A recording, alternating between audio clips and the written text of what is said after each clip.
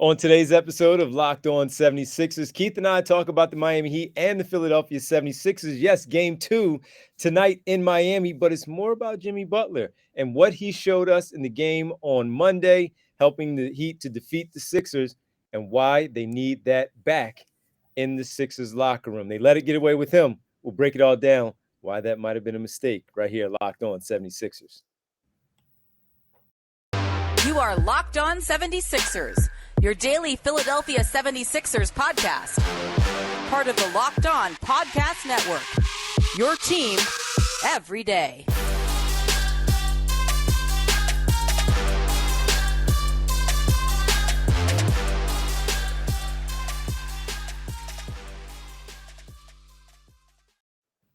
Welcome, you are Locked On 76ers. I'm Devon Givens from 97.5 The Fanatic Radio in Philadelphia, alongside my co-host and partner from the Inquirer.com Sixers beat writer, Keith Pompey. Keith, what's happening, man? What's good, man? What's good? What's good is you're in Miami. I'm not. I'm a little jealous. Don't be Albeit, jealous. I know you're there for work, but I'm still a little jealous. Yeah. And it's going to be short-lived. It's short-lived. I'll be here for a quick second, turnaround. and then I'm out. Yeah, quick turnaround. Yeah, absolutely. Well, thanks, everybody, for making Locked On 76ers your first listen every day. And remember, Locked On 76ers is free and available on all platforms, including YouTube, right here at Locked On 76ers. Keith, we got to talk about the Heat and the Sixers part 2. Little revenge maybe for the Sixers tonight from Miami. We'll get into that a little bit later. A point guard has become available on the free agent, the buyout market.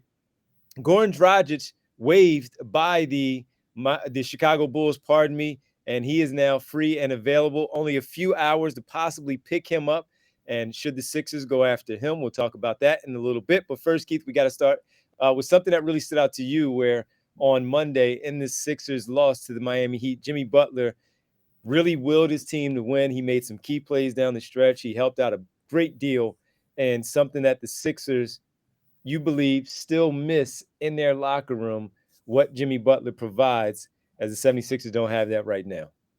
Yeah, I mean, when you look at Jimmy Butler, the thing that stands out to me, every time he comes to Philadelphia, he always has, big games, right? Yeah. I mean, he was dominant 2 nights ago. I mean, he was dominant in the playoff series against them last year, the second round. You look at Jimmy right now, he's averaging 21.9 points, 5.9 rebounds, 5.1 assists from the small forward position. But he's more like a combo player, a combo wing. He can handle, he can do a lot of things. They run everything through him.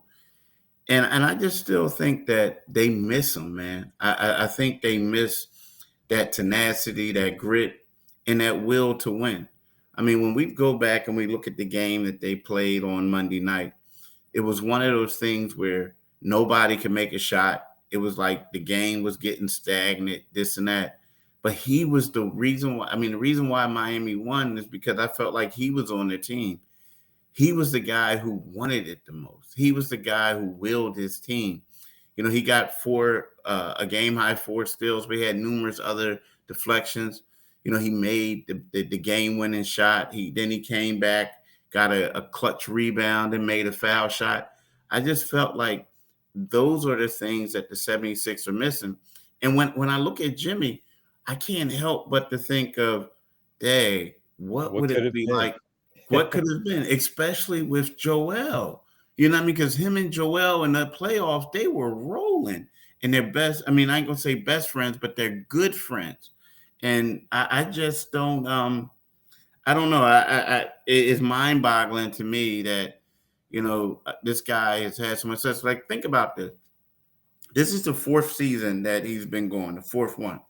So in the first season, he took them to the NBA Finals. They went to the bubble. They won the bubble championship. Last season, they went to the Eastern Conference Finals.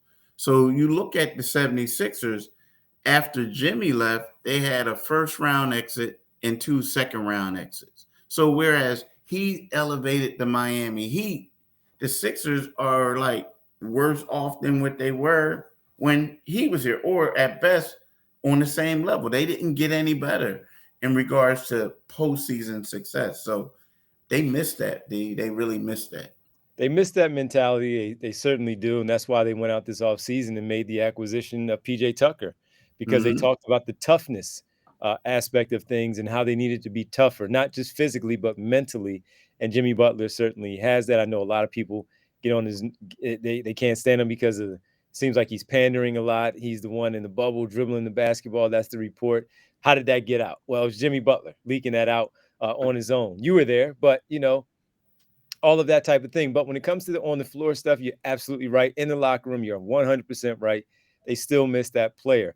I got to ask you, though, because I was one that did not want him to leave. I thought he was coming back. And I thought he and JJ Redick would be back. And Tobias Harris would be the one that would leave, even though they traded for him at the trade deadline in February. What would this team have looked like the last 4 years? Would he have been here for the entire 4 years? Would he have been able to coexist long term with Ben Simmons? Would they have made it to the NBA Finals? What do you think? You know what? I think that, there would have been like maybe Ben Simmons probably would have been salty because the Sixers was a better team when the ball was in Jimmy's hands, right? So Ben would have been salty. I mean, but maybe Brett Brown would have been a little bit salty too, right? But to me, it's like to a point where you look at what Jimmy's production is, and at the point everybody thought Ben was going to be that guy, right? He was Yeah. younger, he was this, he was that. Um, Hindsight, you look at it and you say to yourself, like, they haven't had anyone as good as him since he left at all. And you look at it and you feel like the thing that really messed me up was the Sixers, in a way, they kind of lied to people, right? Because when they got JJ Redick, when they got Jimmy Butler, they got Tobias Harris, they told us that the game plan was to bring all those dudes back. They just got them right. And when Tobias came, they was like, yeah, we got all our guys, but we're going to bring them all back next year. That's why you were under the impression, and everybody else, that I they was. were going to come back. Yep. And guess what happened? They got rid of both of them. They got rid of two of them, right? Now, the thing is, I mean, you think about it, that starting lineup was so dope that they were on the cover of Sports Illustrated, right? They were on the cover of Sports Illustrated. So then, Jimmy doesn't come back, but I'm telling you, if he was here, they would have lots of this. Now, who knows? Maybe Ben would have left, but unfortunately, look at Ben's situation now, right? Yeah. Yep. Then you look at Brett Brown. He ended up getting fired after the next season. So everybody talks about Tobias. I feel like Tobias benefited from it. But I honestly feel like He I certainly honestly did. feel like it was more of Ben and Brett Brown. You know what I mean? That's what I feel like. Yeah, it was Ben and Brett Brown. Brett couldn't really handle that type of personality. He didn't want to deal with that. And then Ben Simmons, to your point, looked to be the star. There was room for all of them. But that's where the egos have to be put aside, and you have to check yourself a little bit and understanding what's best for the team. And what was best for the team was for him to come back. Now, as you said, we all know, and I'm sure Tobias knows, that he benefited from the fact that Jimmy Butler left. So did JJ Redick. He was the one that was left over from that group. He was the one that they didn't want to lose him also. After making both of those deals, you had to make sure that you brought one of those guys back. He was the one that left over. They paid him. And quite frankly, they overpaid him. We know he's a good player, but max player, not so much. So, yeah, this team could have gone in a lot of different ways, Keith. And then you talk about making that deal for Tobias Harris where they had to give up their, some of their pieces like Landry Shamet in that deal, and shipping those guys out who was part of the 2018 draft class. You would also have to wonder what that would look like if they were able to keep some of those young players that they drafted from the 2018 class, having some young people with that veteran group of, because I think JJ would have come back too if Jimmy was back, where it was Jimmy, JJ, uh, Simmons, and Embiid. Then you figure out again from there whether it's going to be Landry Shamet, some of the other players. Mikal Bridges was drafted there at the number 10 spot. And who knows how it would have turned out, man? Who knows? I have no clue.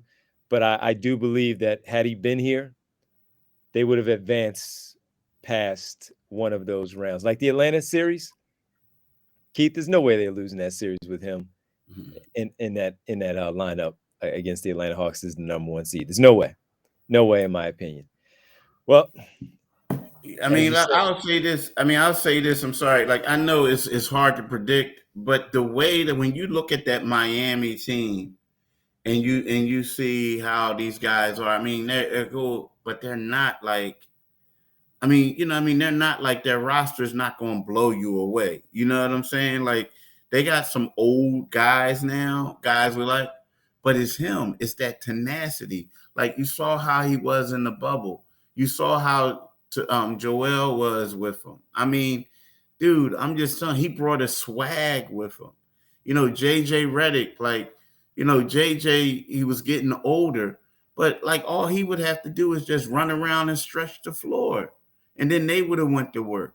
Like, I just felt like it would have been good. I mean, they would have been better. I mean, I think they would have they would have been out of the second round. Yeah. I tell you that much. Yeah. They would have been out of the second round. Especially that Atlanta year. Yeah. Yeah.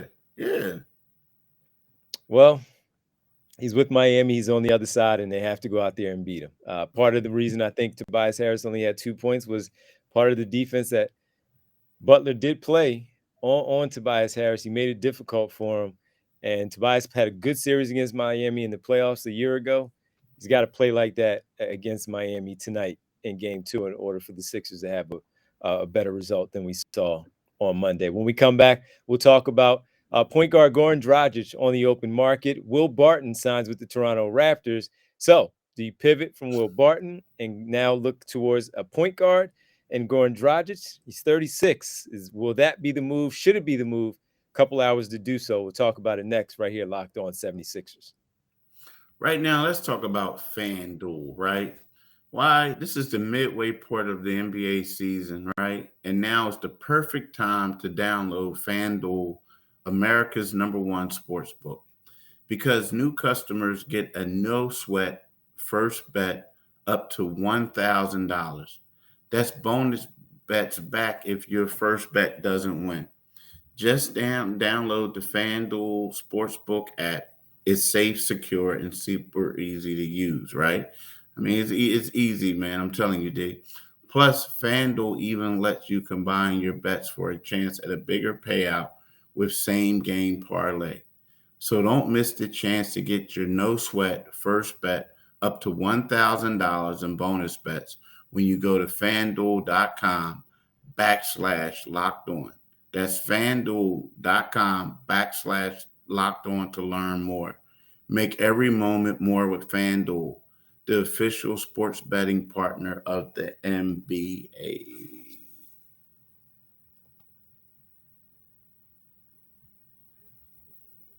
Thank you for making Locked On 76ers your first listen. For your next listen, check out the Locked On Now podcast for nightly recaps of every NBA game with analysis from our local experts. It's free and available wherever you get your podcasts. And Keith, one of those games from last night that I'm sure Sixer fans were keeping their eye on, Milwaukee and Brooklyn. Brooklyn led for a good point in the game, but a big outburst in the third period by the Milwaukee Bucks helped lead them to a final score 118-104. They put up 39 points in the third quarter, only giving up 23.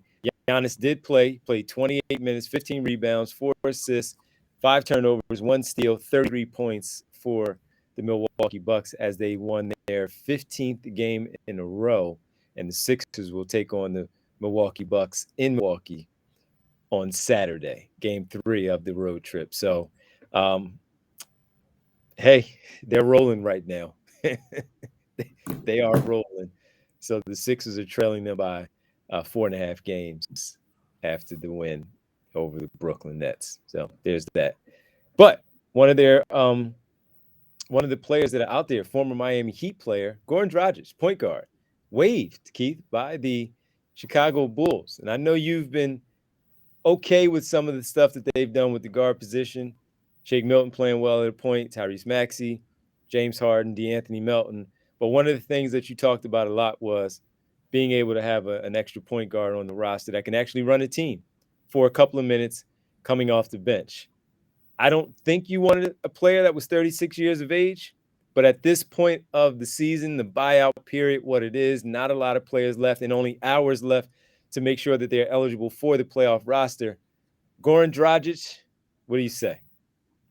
Initially I'm like, nah, right? Initially, I think about when he got traded to Toronto, and then ended up it was basically one of those things where we go to Toronto and he's like home, like he's like in his home country, like you know what I mean, like, oh, they're trying to work something out to get rid of him.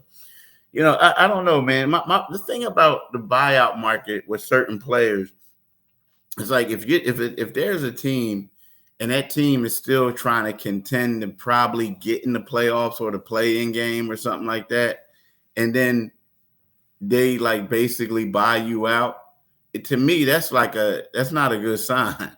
You know what I mean? It's kind of like, they buying you out and then you saying you're going to go elsewhere. Well, if you can't help that team out, how you going to help the team out in third place, right? But at the same time, you look at it and you did say that, there's not a lot of options out there. The only thing that I think that will help with them is he could be more of a ball handler.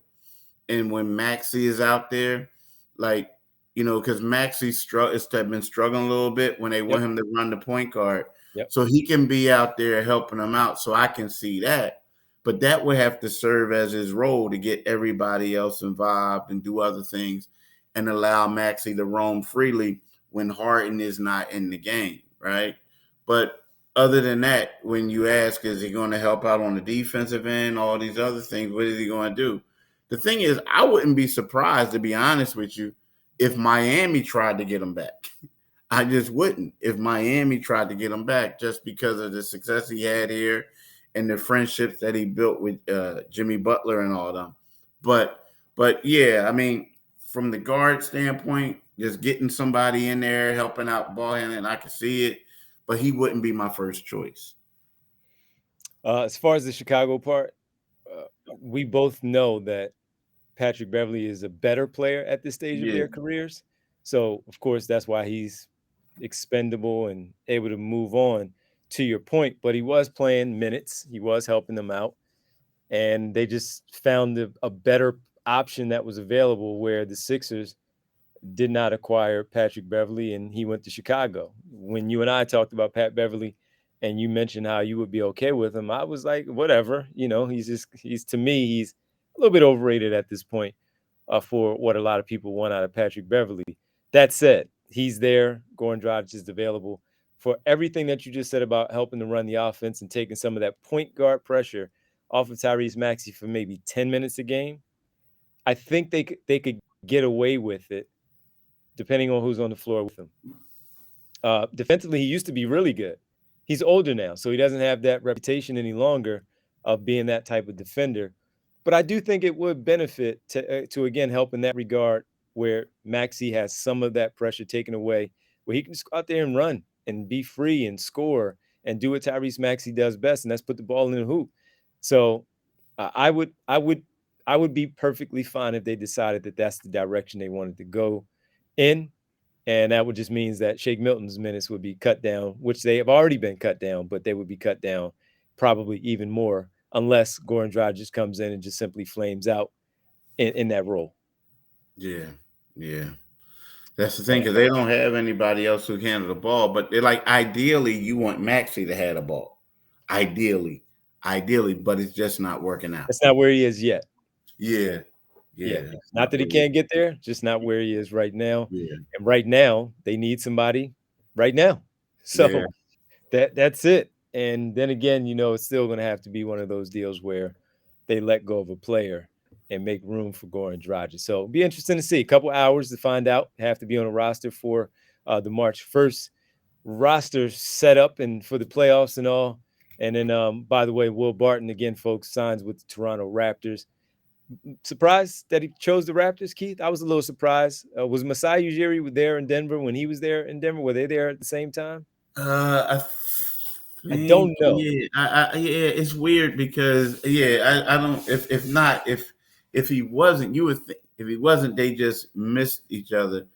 I kind of think it's weird. Like, you look at it where Do you think that you can have a future with Philly, or do you think you could get a future and get more playing time with Toronto? You would think that he would probably Toronto might be better opportunities for him just because they got so many bigs like that. They don't have a lot of guards, you know what I mean, that can do what he does, you know. So I mean, you got Gary Trent, you have Fred Van Vliet, but outside of that, it's like, who else do you have that you think is going to be like, you know what I mean, in the mix all the time?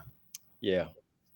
I thought, I was surprised when I saw that it was the Toronto Raptors. I thought it would be an actual contender. A real contender. Yeah. Yeah. With all due respect to Toronto, they're just not on that next tier of contenders. When we come back, we'll talk about this game 2 matchup, home and home. Sixers in Miami to take on the Heat. What do the Sixers need to do to rebound to pick up this victory and snap this 2-game losing streak as they begin this 5-game roadie? We'll discuss it next, final segment, right here on Locked On 76ers.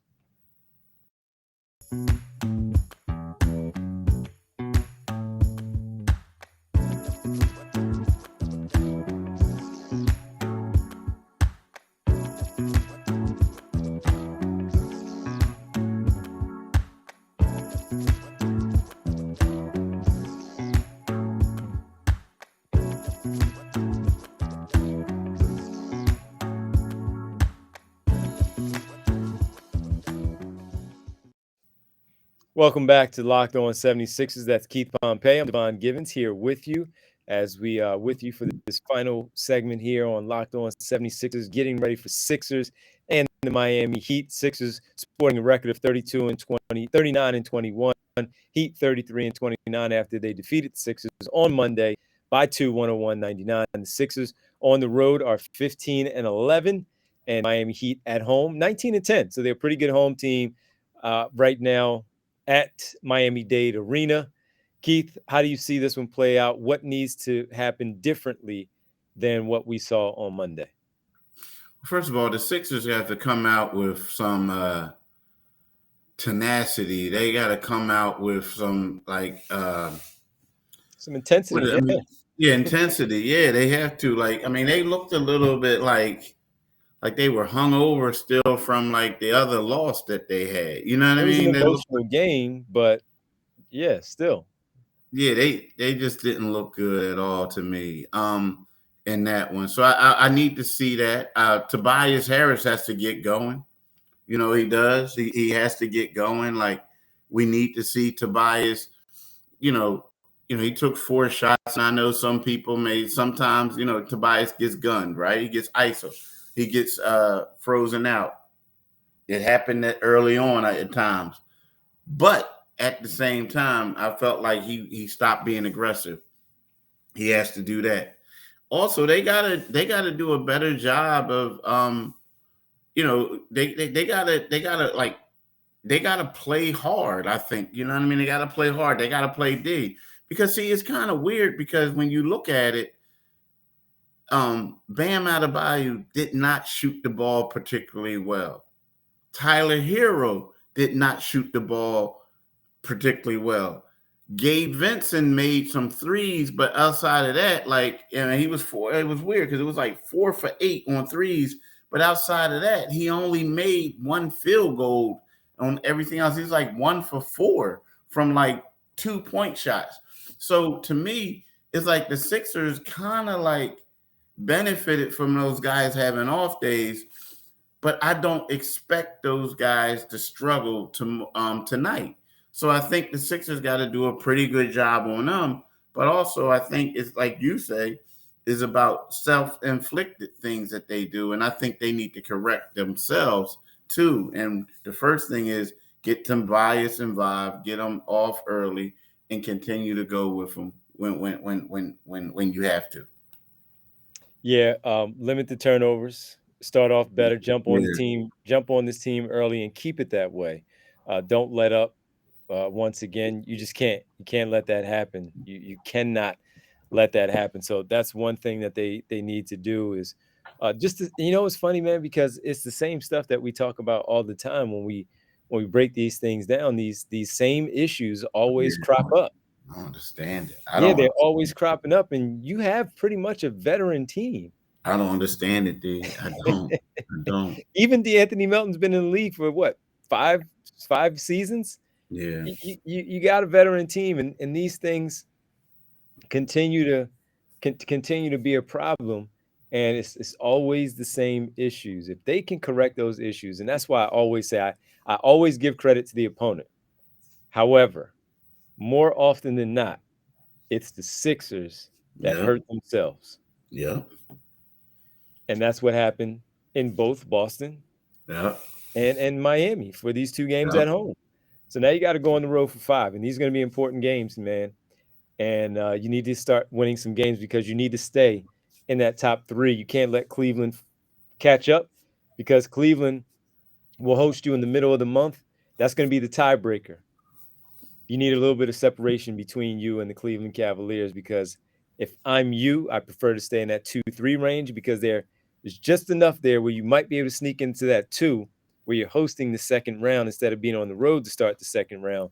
And that's why that is important for me that they handle their business and correct these mistakes where they're not these self-inflicted wounds as we always call them. So uh, jump on this team, protect the basketball, put a body on someone where the offensive rebounds don't crush you on those second chance points, close out on shooters, win this game, and get on the bench as early as possible with your starters so they can get some rest as you travel to Dallas for game 2 on Thursday night.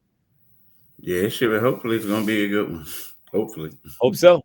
Hope so. Or else we'll be back here tomorrow talking about another loss and a disappointing effort by the basketball team. All right, Keith, thanks everybody for making Locked On 76ers your first listen. We'll be back tomorrow to break down the game and prepare you for Sixers Mavericks on Thursday night as second part of the back-to-back games starting off this road trip. That's a tough one, man. Miami to Dallas.